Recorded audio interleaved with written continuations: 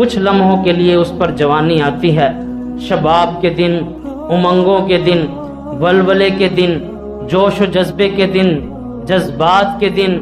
فیصلوں کے دن، خیالات کے دن، اختیارات کے دن، طاقت کے دن، بہادری کے دن، کاروبار چمکانے کے دن، تکبر کرنے کے دن، باڈی بنانے کے دن، آگے بڑھنے کے دن اور لوگوں کو دکھانے کے دن، مجمع بنانے کے دن، جوش اور ولولے کے یہ دن کچھ وقت کے لیے آتے ہیں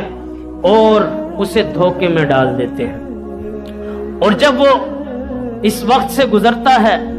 اسے سمجھ آنے لگتی ہے کہ اب تو ہاتھ سے جا رہا ہے وقت، یہ تو میں بڑھاپے کی طرف جا رہا ہوں، اب مجھے کیا کرنا چاہیے؟ تو اب اسے سمجھ آنے لگتی ہے کہ اے کاش میں نے اپنی جوانی اپنے رب کی رضا میں گزاری ہوتی، کسی نے مجھے کیا دے دیا، میرے دوستوں یاروں نے جن کے لیے میں نے وقت ضائع کیا انہوں نے مجھے کیا دے دیا، میرے اس سوشل میڈیا نے جس پر میں نے اپنا وقت ضائع کیا آج اس نے مجھے کیا دیا، آج مجھے بڑھاپے میں جب میں چارپائی پر لگ گیا ہوں بالکل بیمار تو مجھے کسی نے کیا دے دیا، آ کر میرا کس نے پوچھا،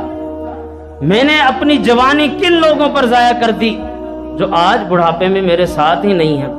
اور میرے مرنے کی دعائیں مانگ رہے ہیں کہ کب یہ بوڑھی اور کب یہ بوڑھا ہمارے ہاتھوں سے جائے۔ تو پھر انسان کو خیال آتا ہے کہ اے کاش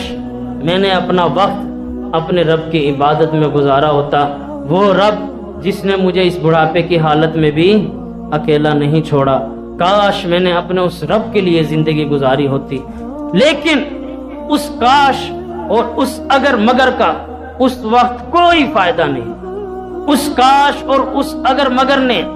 اس وقت اسے کچھ بھی نہیں دینا۔ تو جب تک انسان کے جسم میں جان ہے، طاقت ہے، اسے چاہیے کہ وہ اپنے آپ کو